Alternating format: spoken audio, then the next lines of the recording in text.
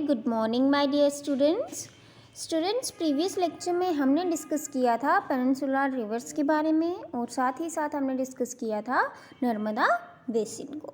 आज हम डिस्कस करेंगे द तापी बेसिन। हम जानेंगे कि जो तापी रिवर है वो कहाँ से ओरिजिनेट होती है, किन किन स्टेट से होते हुए वो निकलती है और फिर कहाँ पे जाके वो ड्रेन करती है। ठीक है, the Tapi rises in the Satpura ranges in the Betul district of Madhya Pradesh. जो तापी है बच्चों वो सतपुरा रेंजेस से राइज करती है। मध्य प्रदेश में जो बैतूल डिस्ट्रिक्ट है वहाँ से ओरिजिनेट होती है तापी रिवर।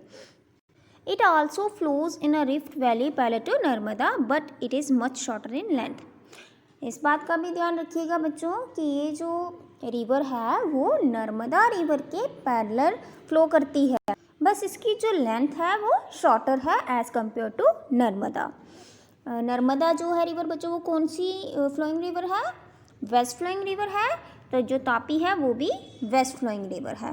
ठीक है, it's basin covers parts of Madhya Pradesh, Gujarat and Maharashtra. इसके जो बेसिन है यानी कि ये रिवर कौन कौन सी स्टेट से होते हुए निकलती है? मध्य प्रदेश, गुजरात एंड महाराष्ट्र। ठीक है, the coastal plains between Western Ghats and the Arabian seas are very narrow, hence the coastal rivers are short.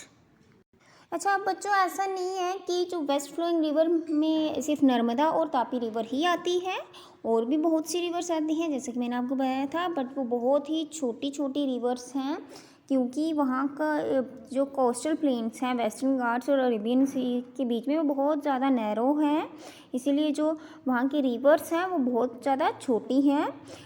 इनमें से भी कुछ मेन वेस्ट फ्लोइंग रिवर्स हैं जैसे कि साबरमती, माही, भरतपुजा एंड पेरियार। ये जो है मेन वेस्ट फ्लोइंग रिवर है उनमें से, और बाकी जो है बहुत ही ज़्यादा छोटी छोटी रिवर्स हैं। जो साबरमती रिवर है बच्चों वो गुजरात और राजस्थान से होते हुए निकलती है। जो माही है वो भी गुजरात से होते हुए निकलती है। जो भरतपुजा है बच्चों वो केरला से ओरिजिनेट होती है और ये लॉन्ग रिवर में आती है। और जो पेरियार है वो भी केरला से ही ओरिजिनेट होती है। तो बच्चों अब आप इस मैप में भी देख सकते हैं जो तापी रिवर है वो नर्मदा रिवर के बिल्कुल पैरेलल फ्लो कर रही है और लेंथ में भी शॉर्ट है। ठीक है, नेक्स्ट बच्चों हम डिस्कस करेंगे द गोदावरी बेसिन।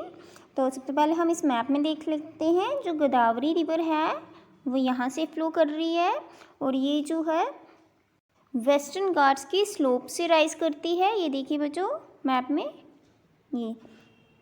ये बे ऑफ बंगाल में जाकर ड्रेन होती है। बाकी की जो रिवर्स हमने नर्मदा बेसिन और तापी रिवर के बारे में जो डिस्कस किया ये अरेबियन सी में जाकर ड्रेन हो रही थी, लेकिन ये जो गोदावरी रिवर है वो बे ऑफ बंगाल में जाकर ड्रेन करती है। So students, the Godavari is the largest peninsular river. तो जो गोदावरी रिवर है वो पेनिनसुलर रिवर्स में सबसे लार्जेस्ट रिवर है। It rises from the slopes of Western Ghats in the Nashik district of Maharashtra. तो जैसे कि मैंने आपको मैप में शो किया था ये कहाँ से राइज होती है? वेस्टर्न घाट्स की स्लोप से, जो नासिक डिस्ट्रिक्ट है महाराष्ट्र की वहाँ पर। याद रखिएगा जो तापी रिवर है वो मध्य प्रदेश की बैतूल डिस्ट्रिक्ट में राइज होती है और जो गोदावरी रिवर है वो महाराष्ट्र की नासिक डिस्ट्रिक्ट में। Its length is about 1500 kilometre. जो गोदावरी की लेंथ है वो लगभग 1500 किलोमीटर है। It drains into the bay of Bengal, और ये कहाँ पर ड्रेन करती है? बे ऑफ बंगाल में। जो नर्मदा और तापी है वो अरेबियन सी में ड्रेन करती हैं और ये बे ऑफ बंगाल में ड्रेन करती है। It's drainage basin is also the largest among the peninsular reverse. और जो गोदावरी रिवर बेसिन बनाती है वो भी बाकी रिवर्स के बेसिन्स के मुकाबले लार्जेस्ट है। The basin covers part of Maharashtra. About 50% of the basin area lies in Maharashtra. और लगभग 50% एरिया जो है वो कवर करती है गोदावरी बेसिन। ठीक है, मध्य प्रदेश, उड़ीसा एंड आंध्र प्रदेश। ठीक है, महाराष्ट्र का, मध्य प्रदेश का, उड़ीसा का और आंध्र प्रदेश का 50% जो है एरिया कवर करती है Godavari basin. The Godavari is joined by number of tributaries. Godavari में जो है बहुत सी ट्रिब्यूटरीज मिलती हैं बच्चों, जैसे कि Purna, Wardha, the Pranhita, the Manjra, the Wainganga and the Penganga. ठीक है, तो ये जो मेजर ट्रिब्यूटरीज हैं जो गोदावरी रिवर के साथ मिलती हैं। The last 3 tributaries are very large, और जो ये लास्ट की 3 यानी कि the Manjra, the Wainganga and the Penganga, ये तीनों जो हैं वो बहुत ही लार्जेस्ट ट्रिब्यूटरीज हैं। Because of its length and the area it covers, it is also known as Dakshin Ganga. इसके लेंथ और एरिया ये जितना कवर करती है गोदावरी रिवर, उसको देखते हुए इसे दक्षिण गंगा भी कहा जाता है। ऑल्सो स्टूडेंट्स याद रखिएगा, अब जो हम रिवर्स डिस्कस कर रहे हैं जैसे गोदावरी रिवर, नेक्स्ट हम महानदी रिवर डिस्कस करेंगे, ये ईस्ट फ्लोइंग रिवर्स हैं। उसके आगे हम कावेरी, कृष्णा, इन रिवर्स को डिस्कस करेंगे, वो भी ईस्ट फ्लोइंग रिवर्स हैं। ठीक है, नाउ द महानदी बेसिन। अब हम महानदी बेसिन के बारे में डिस्कस करेंगे। The Mahanadi rises in the highlands of Chhattisgarh. जो महानदी है वो कहाँ पर राइज करती है? जो छत्तीसगढ़ के हाईलैंड्स है, छत्तीसगढ़ में जो ऊंची ऊंची ज़मीनें हैं वहाँ से राइज करती है। इट फ्लोज थ्रू उड़ीसा, और मेजर पार्ट जो है इसका कहाँ फ्लो करता है? उड़ीसा में, याद रखिएगा। ओरिजिनेट ये छत्तीसगढ़ में होती है, लेकिन इसका मेजर पार्ट जो है वो उड़ीसा में फ़्लो करता है, और फिर उड़ीसा से फ़्लो करते हुए ये बे ऑफ बंगाल में जाके मिल जाती है। बे ऑफ बंगाल में मिलने से पहले ये डेल्टा फॉर्म करती है, और उसके साथ में ही जहाँ पे ये डेल्टा फॉर्म करती है वहीं साथ में चिलिका लेक भी है बच्चों, ये हम मैप में देखेंगे। The length of the river is about 860 kilometre. याद रखिएगा इस रिवर की लेंथ कितनी है? 860 किलोमीटर। बच्चे हम जो है सारी रिवर्स को पढ़ रहे हैं, सारे मेन पॉइंट्स उनके आपकी बुक में दिए गए हैं, आपको याद रखने हैं कौन कौन सी रिवर की कितनी कितनी लेंथ है, कौन सी रिवर जो है वो कौन कौन से स्टेट से होते हुए निकलती है। ठीक है, it's drainage basin is shared by, और इसका जो ड्रेनेज बेसिन है वो महाराष्ट्र, छत्तीसगढ़, झारखंड और उड़ीसा, इन सभी स्टेट से होते हुए निकलता है। ठीक है, यानी कि ये सिर्फ छत्तीसगढ़ और झारखंड में ही नहीं फ्लो करती है, छत्तीसगढ़ और उड़ीसा में ही नहीं फ्लो करती है, बल्कि ये महाराष्ट्र और झारखंड का भी कुछ एरिया कवर करती है। क्यों? क्योंकि इसके साथ जो है बहुत सी ट्रिब्यूटरीज मिलती हैं, उसकी वजह से इसका जो ड्रेनेज बेसिन है वो बाकी की 2 स्टेट्स को भी कवर करता है। ठीक है, नेक्स्ट है द कृष्णा बेसिन। ठीक है, पहले हम इन तीनों को डिस्कस कर लेते हैं, फिर तीनों को साथ में मैप में देखेंगे।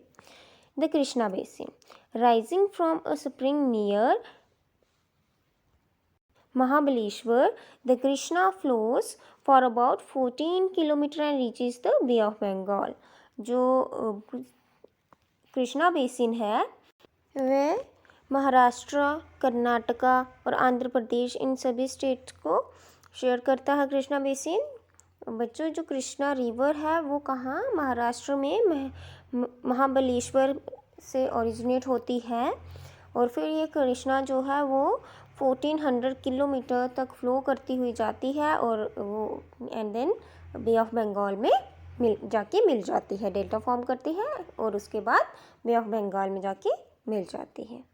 अब यहाँ पे कुछ ट्रिब्यूटरीज दी गई हैं जो कृष्णा रिवर के साथ मिलती हैं और फिर ड्रेनेज बेसिन बनाती हैं, जैसे कि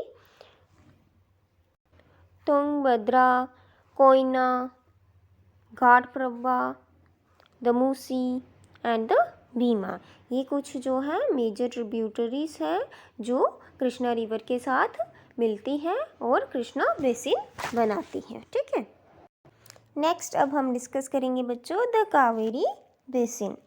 the Kaveri rises in Brahmagiri range of the western Ghats and it reaches the bay of Bengal in south of Cuddalore in Tamil Nadu. जो कावेरी है रिवर है वो कहाँ पे राइज होती है? ब्रह्मगिरी रेंज है जो वेस्टर्न घाट्स में, वहाँ पे राइज होती है, और फिर ये बहते हुए आती है बे ऑफ बंगाल में मिल जाती है। कहाँ से? जो कोरलोर है तमिलनाडु में, उसके साउथ से ये आके बे ऑफ बंगाल में मिलती है। The total length of the river is about 760 kilometre. जो टोटल लेंथ है कावेरी रिवर की वो 760 किलोमीटर है। इसकी बहुत सी ट्रिब्यूटरीज हैं, जैसे कि अमरावती, भवानी, हेमावती, नेक्स्ट काबिनी। ठीक है, ये कुछ मेजर 5 ट्रिब्यूटरीज के नाम दिए गए हैं जिसके साथ मिलती हैं और बेसिन बनाती हैं।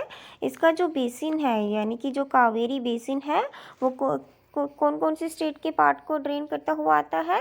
कर्नाटक, केरला एंड तमिलनाडु। ठीक है। और बच्चों, कावेरी रिवर जो है बहुत से वाटरफॉल्स बनाती है।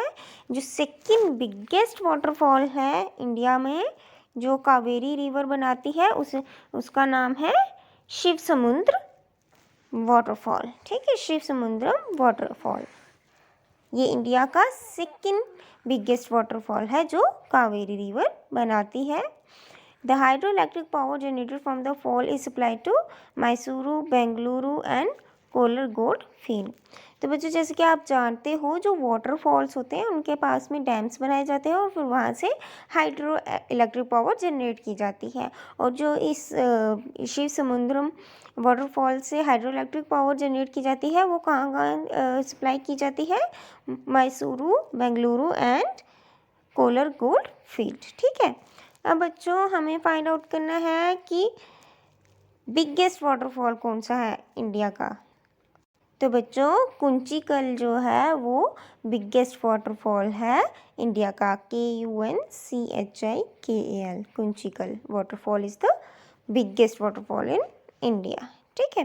Besides this major rivers there are some smaller rivers flowing towards the east. अब जैसे कि बच्चों हमने वेस्ट में देखा था नर्मदा एंड तापी के अलावा और भी छोटे छोटे रिवर्स जो है वेस्ट में फ्लो करती थी, वैसे ही ईस्ट में भी इन रिवर्स के यानी कि ये जो हमने major east flowing rivers study की, इनके अलावा और छोटे छोटे रिवर्स फ्लो करती हैं जैसे कि Damodar, the Brahmani, the Baitarani and the Subarnarekha are some notable examples. ठीक। और बच्चों, क्या आप जानते हो जो 71% है वर्ल्ड सरफेस का, यानी कि हमारे पूरे वर्ल्ड में अगर हम देखते हैं, जैसे आप अगर ग्लोब को देखते हो या मैप को देखते हो, तो जो 71% है वर्ल्ड सरफेस का वो किससे कवर है? वाटर से।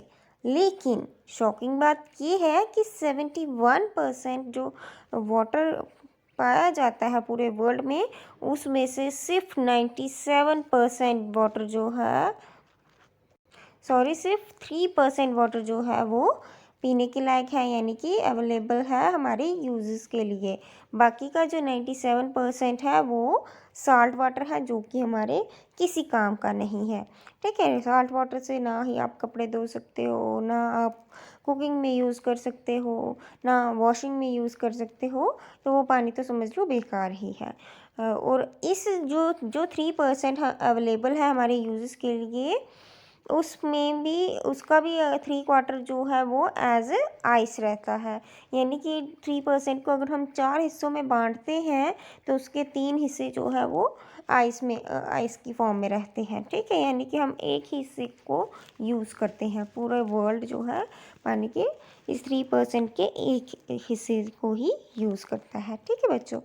तो बच्चों, ये हमने कुछ कुछ प्रोमिनेंट रिवर्स डिस्कस की कि वो किस तरह से जो है बेसिन बनाती हैं, कौन कौन सी स्टेट्स उनके बेसिन को शेयर करती हुई जाती हैं, कितनी कितनी लेंथ है, कौन सी रिवर कितनी मीटर है। देन हमने डिस्कस किया कि कौन कौन सी ट्रिब्यूटरीज इन रिवर्स के साथ मिलती हैं। तो इसी के साथ हमारा ये जो टॉपिक है वो कंप्लीट होता है। नेक्स्ट लेक्चर में हम डिस्कस करेंगे लेक्स के बारे में। ठीक है। That's all for today, students. Thank you and have a nice day.